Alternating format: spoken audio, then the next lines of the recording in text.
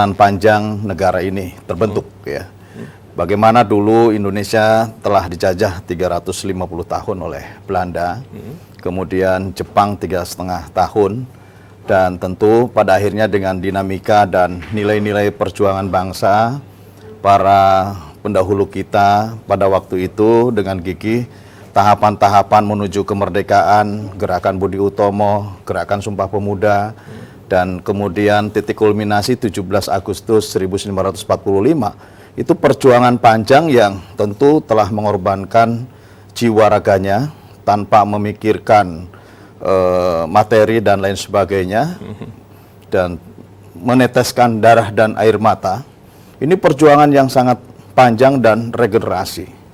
Nah, pada waktu sudah dinyatakan Indonesia sebagai negara merdeka, berdaulat, adil dan makmur pada tanggal 17 Agustus 1945, kemudian penjajah tidak rela bahwa Indonesia merebut kemerdekaannya melalui perjuangan para pahlawan dan pendahulu kita. Nah, sehingga kemudian terjadi agresi militer yang dikomandani oleh Inggris pada waktu itu.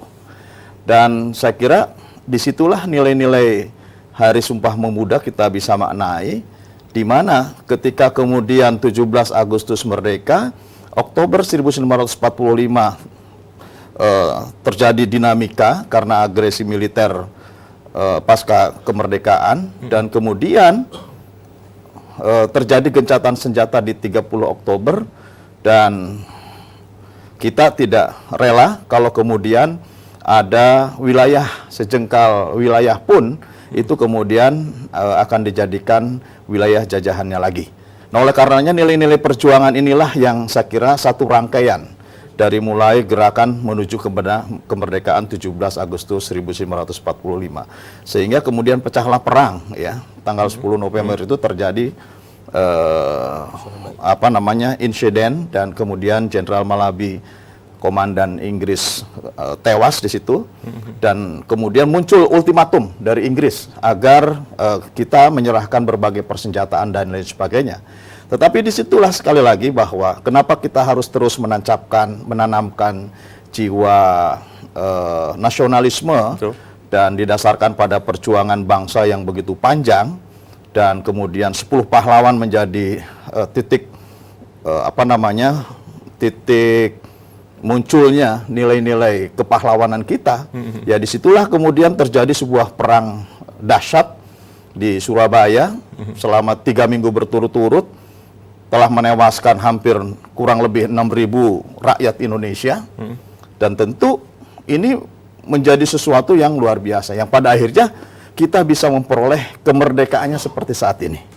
Nah, kalau dulu kita memerdekakan negeri ini dari berbagai infiltrasi penjajahan pihak manapun, baik itu Belanda, Jepang, maupun kemudian agresi militer pasca kemerdekaan, tentu saatlah sekarang kita mengisi kemerdekaan dengan baik. Karena kalau kita merujuk kepada Undang-Undang Dasar, di pembukaan Undang-Undang Dasar 1945, bahwa kita telah berhasil mewujudkan negara yang merdeka dan berdaulat.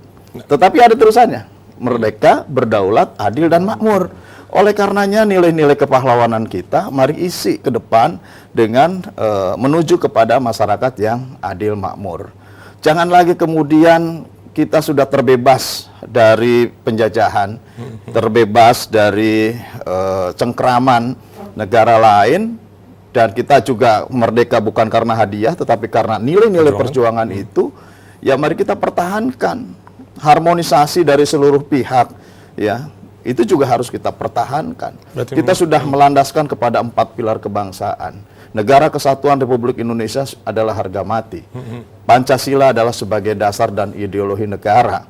Undang-Undang Dasar 1945 beserta dengan amandemennya adalah konstitusi negara. Dan kemudian atas berbagai perbedaan agama, etnis, kemudian latar belakang, disatukan dalam semboyan Bhinneka Tunggal Ika, yaitu adalah pengikat. Dan ayo ke depan nilai-nilai perjuangan, nasionalisme, daya dorong, daya juang yang telah ditunjukkan oleh para pahlawan kita di masa lalu, tunjukkan kita dalam mengisi kemerdekaan ini supaya terwujud masyarakat yang adil, makmur, dan sentosa. Berarti semangat juang dari pahlawan yang telah gugur itu memang kita harus selalu wariskan, Pak ya. Bagaimana mereka memperjuangkan Indonesia untuk bisa terus bersatu, walaupun banyak sekali pihak-pihak ingin memecah belah sebelum Indonesia. Ya, bayangkan saja, 10 November itu adalah kejadian yang luar biasa gitu ya. Peperangan selama 3 minggu, kita dengan senjata apa adanya, gitu, bahkan dengan babu runcing di situ. Mereka dengan persenjataan infanteri yang kuat, ya, dengan senjata yang sudah semi modern karena bantuan dari Inggris, dan saya kira nilai-nilai perjuangan yang tidak bisa dinilai dengan sesuatu yang sifatnya pragmatisme karena sudah mengorbankan seluruh jiwa raganya. Ini juga yang harus kita tunjukkan gitu loh. Saya sebagai anggota DPR RI tentu tetap kita melaksanakan tugas kedewanan dengan baik. Wakil rakyat menjadi wakilnya rakyat. Wakil rakyat bicaranya bukan atas dasar kepala dan pikiran saya, tetapi atas dasar pikiran rakyat, atas dasar aspirasi rakyat yang kemudian ini disampaikan oleh saya sebagai wakil rakyat. Apa yang terbaik untuk rakyat, itulah suara Tuhan gitu. Dan inilah nilai-nilai perjuangan yang harus diwujudkan. Termasuk kalau saya menolak dulu rancangan undang-undang haluan ideologi Pancasila, menolak rancangan undang-undang Omnibus Law Cipta Kerja, itu adalah merupakan daya juang yang saya lakukan di DPR berdasarkan harapan, keinginan, aspirasi rakyat. Nah ini sebetulnya nilai-nilai perjuangan, karena apa? Oke, ada niat lain, ada tujuan lain, tetapi ada hal koreksi rakyat, ya ini harus diperjuangkan. Nilai-nilai perjuangan ini untuk apa? Ya untuk menuju kepada kebaikan rakyat, menuju kepada cita-cita kemerdekaan, masyarakat yang adil, makmur, dan sentosa. Bagaimana caranya? Ya dengarkan suara rakyat. Jangan kemudian kita membaca pun tidak, mengerti pun tidak, tapi setuju gitu loh. Nah ini yang menurut saya harus ditanamkan. Tetapi juga kita tidak boleh kemudian merusak nilai-nilai persatuan, nilai-nilai kesatuan, nilai-nilai perjuangan bangsa yang kita juga harus memahami bahwa perbedaan cara pandang dalam kehidupan berbangsa, bernegara, bahkan berpolitik, tentu bukan hanya untuk memisahkan, melakukan polarisasi pemikiran, polarisasi bahkan polarisasi di masyarakat. Bukan itu cita-citanya. Bahwa perbedaan-perbedaan tujuan ini seyogyanya, sejatinya adalah hanya untuk menghasilkan yang terbaik bagi rakyat. Dan saya kira ya perbedaan ini selalu akan terjadi di sini. Nah, bagaimana implementasinya di masyarakat? Tentu sekali lagi bahwa kita harus memahami esensi kehidupan kepahlawanan kita masa lalu, yang tentu didasarkan kepada kepentingan dan harapan rakyat yang lebih besar. Berarti kita harus selalu mengedepankan esensi dari kepentingan apa yang memang diperjuangkan oleh pahlawan sebelumnya, Pak ya. Kita beralih ke Mas Asnawi. Bagaimana Mas Asnawi menanggapi terkait dengan memaknai Hari Pahlawan sebagai seorang pemuda? Hari Pahlawan sebagai anak muda ini merupakan sebuah momentum untuk kita refleksi diri, mengingat perjuangan para tokoh-tokoh kita memperjuangkan kemerdekaan Republik Indonesia, yang mana kita tahu bahwa kemerdekaan ini lahir dari desakan juga kaum muda, dan sebelumnya juga ada Sumpah Pemuda, ada Bung Tomo juga yang memang notabene mereka dari perjuangan kaum muda. Dan walaupun hari ini semangat pahlawan itu bukan hanya mereka yang sudah mengangkat senjata ataupun berjuang di medan laga, tapi hari ini kita melihat hari-hari biasanya nilai-nilai kepahlawanan itu sudah ada, seperti misalnya guru-guru yang di pelosok negeri yang mengajar dengan biaya seadanya, bahkan mereka membuat sekolah sendiri dengan gaji seadanya, itu merupakan pahlawan-pahlawan pendidikan kita. Atau sekarang tenaga kesehatan medis di tengah pandemi COVID-19, ya kan, itu merupakan sebuah sosok-sosok pahlawan, termasuk wakil rakyat yang memperjuangkan aspirasi rakyat sesuai dengan bidangnya masing-masing, itu bisa jadi sebagai pahlawan hari ini. Nah, anak muda hari ini harus bisa mengambil semangat-semangat persatuan para tokoh zaman pada dahulu kala, sehingga bisa membuat gerakan anak-anak muda bisa mengisi kemerdekaan dengan lebih baik lagi. Walaupun hari ini tidak mengangkat senjata, tapi mereka itu berperang narasi di dunia maya. Oleh karena itu anak-anak muda sekarang harus bisa diisi dengan hal-hal yang lebih baik lagi. Baik, tadi kan Mas Asnawi juga sempat membahas terkait dengan bagaimana kemerdekaan diraih itu dengan tidak hanya dengan mengangkat senjata. Dan ini juga bagaimana saat ini di masa pandemi saat ini Pak, tenaga kesehatan sedang berjuang nih Pak untuk bisa menjadi pahlawan kemanusiaan Indonesia untuk bisa melawan pandemi.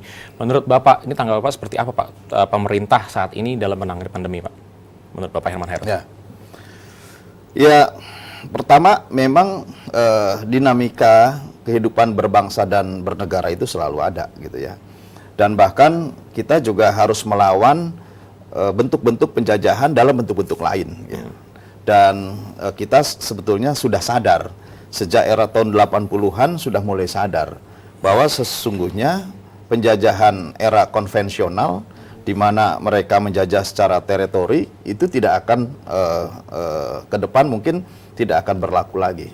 Meski di beberapa negara masih berlangsung, gitu ya. Di beberapa negara masih berlangsung terkait dengan sistem penjajahan konvensional. Tetapi sekarang kita dihadapkan kepada sistem penjajahan yang saya kira ini asimetris dengan pemikiran dan pola yang sesungguhnya ini menjadi pengalaman kita masa lalu. Misalkan sekarang mereka sudah melakukan agitasi melalui media massa, media teknologi informasi. Ya. Medsos itu saya kira sekarang sudah tidak bisa dibendung gitu. Ya, betul. Dan bukan hanya persoalan medsos, tapi persoalan informasi yang masuk kepada hati dan pikiran rakyat Indonesia ini yang harus lebih diwaspadai. Karena itu akan mempengaruhi terhadap nilai-nilai kebangsaan diri kita.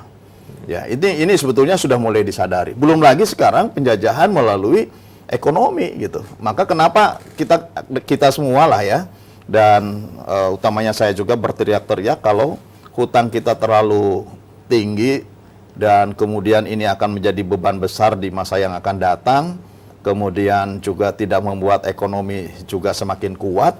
Ya lebih baik kita hidup mandiri berdasarkan kemampuan dan kekuatan ekonomi yang kita hasilkan melalui kemandirian ekonomi kita. Ini juga merupakan nilai-nilai perjuangan bangsa yang menurut saya bisa diperjuangkan dalam berbagai tindakan dan berbagai aspek kehidupan gitu ya. Bayangkan kalau kemudian kita tidak mampu menangkal pemikiran, ideologi dan cara pandang individu seseorang melalui peningkatan kemampuan seseorang atau rakyat Indonesia untuk menangkal dari serangan paham ideologi negara-negara lain yang mungkin dengan sengaja. Ya kita harus waspada gitu. Saya mengatakan dengan menggunakan kata mungkin karena negara belum pernah memastikan bahwa sesungguhnya ada ancaman yang lebih besar dibanding dengan penjajahan teritorial misalkan, yaitu penjajahan melalui teknologi informasi, masuk melalui berbagai varian media sosial, masuk kepada pemikiran dan cara perilaku masyarakat kita, utamanya yang masih muda-muda, kemudian mempengaruhi perilaku dan pada akhirnya menghilangkan terhadap apa yang telah diajarkan oleh pahlawan pendahulu kita. Bagaimana memerdekakan bangsa ini dengan nilai-nilai persatuan. Saya memikirkan saja untuk Sumpah Pemuda gitu ya. Sumpah Pemuda 28 Agustus 1928 ya. Oktober. Bayangkan ya. 28 Oktober 2028. Bayangkan belum ada telepon, belum ada handphone, tapi bisa berkumpul. Ya. Ini kan sebuah nilai-nilai perjuangan yang tidak bisa dinilai oleh pergerakan kita saat ini. Gitu. Berarti ini juga termasuk bagaimana masyarakat menerima informasi, Pak, menyaring informasi kan yang maksud Bapak tadi kan? Ya, artinya gini, pola penjajahan teritorial yang kemudian dilawan oleh nilai-nilai nasionalisme dan kepahlawanan masyarakat kita pada waktu itu, khususnya yang didorong oleh kaum muda pada waktu itu nilainya luar biasa. Apalagi semestinya dengan kemudahan-kemudahan saat ini, transportasi mudah, mau lewat darat sekarang sudah terkoneksi jalan tol dan jalan-jalan poros sudah mulai bagus. Kemudian lewat kereta api sudah terintegrasi. Bahkan yang tidak ada jalur kereta api juga sudah mulai dibangun. Kemudian jalur udara bisa menembus kemanapun berada, termasuk ke daerah-daerah yang dulu dianggap remote, yang tidak bisa dikunjungi. Nah, kalau fasilitasnya semakin kuat, semestinya kalau kita memiliki jiwa nasionalisme yang lebih kuat, ya tentu berbagai pola ancaman terhadap penjajahan kita, maupun apakah melalui teknologi informasi maupun melalui ekonomi, ini semestinya sudah bisa diantisipasi gitu ya. Dan ini yang terus terang saja menjadi kekhawatiran kita saat ini gitu. Kita itu ya banyak orang, saya meyakini banyak orang, bukan hanya saya, tapi mewakili banyak orang rasanya bisa khawatir gitu. Bagaimana perbatasan-perbatasan ini bukan hanya secara teritorial, tapi batas-batas yang sekarang sudah ditembus oleh sesuatu yang kasat mata, yang tidak bisa terlihat. Berarti oleh penjajahan mata kita. saat ini memang sudah tidak penjajahan teritorial lagi seperti Pak bilang tadi. Berarti sekarang penjajahan itu lebih kepada penjajahan di mana penjajahan ideologi, paham. Itulah pentingnya. Peringatan 10 November sebagai Hari Pahlawan, peringatan 17 Agustus sebagai Hari Kemerdekaan Republik Indonesia, peringatan Hari ABRI, peringatan hari-hari itu jangan hanya kemudian membuat meme dan Betul. memenya berlomba-lomba meme bagus gitu loh. Baik. Tetapi nilai-nilainya itu yang harus kita pahami, sejalan tadi dengan bagaimana memperkuat posisi kita dengan 4 pilar Majelis Permusyawaratan Rakyat yang selalu disosialisasikan, 4 pilar berbangsa dan bernegara. Baik. Yang membentengi terhadap bahwa kita punya sejarah panjang, bahwa kita negara yang mempunyai kekhasan, bahwa kita negara yang yang merdeka dan berdaulat, bahwa kita negara yang memiliki tujuan untuk memakmurkan rakyatnya. Ini yang kemudian harus dijaga, jangan kemudian karena berbeda bendera partai politik ribut gitu loh, berbeda pilihan pilkada ribut, berbeda agama ribut. Tidak ada sejarahnya. Sejarahnya justru dari berbeda-beda, dari bermacam-macam perbedaan disatukan melalui simbol Bhinneka Tunggal Ika. Berarti ini yang harus kita pertahankan. Baik, berarti memang hari-hari besar seperti ini memang merupakan hari momentum di mana untuk kita kembali mempersatukan tujuan kita sebagai seorang warga negara Indonesia, Pak ya. Ya. Pemirsa, nanti kami akan kembali lagi bersama dengan narasumber kita membahas terkait dengan bagaimana memaknai Hari Pahlawan di tahun 2020. Jadi pastikan Anda jangan kemana-mana.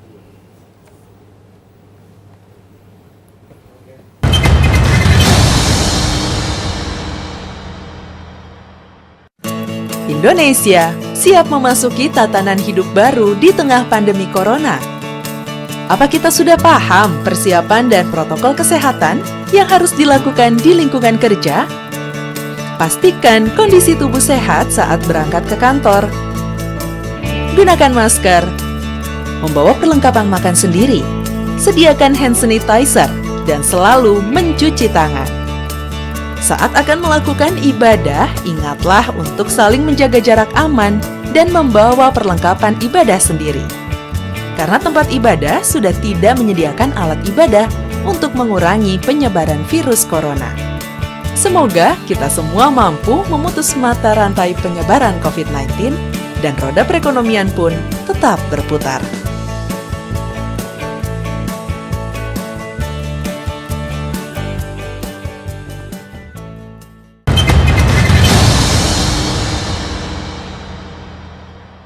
Ya, pemirsa, terima kasih Anda masih bersama kami dalam program Suara Parlemen, dan kita masih bersama dengan narasumber yang sudah hadir di studio TV Parlemen hari ini, Bapak Herman Hairon dan juga Mas Asnawi, dan kita akan bertanyakan bagaimana sebetulnya memaknai Hari Pahlawan di tahun 2020. Terkait dengan Hari Pahlawan, memang ini sangat identik dengan veteran juga nih Pak, para pejuang-pejuang yang masih hidup hingga saat ini. Nah, Mas Asnawi sendiri, kita bagaimana melihat perhatian pemerintah nih terhadap para veteran?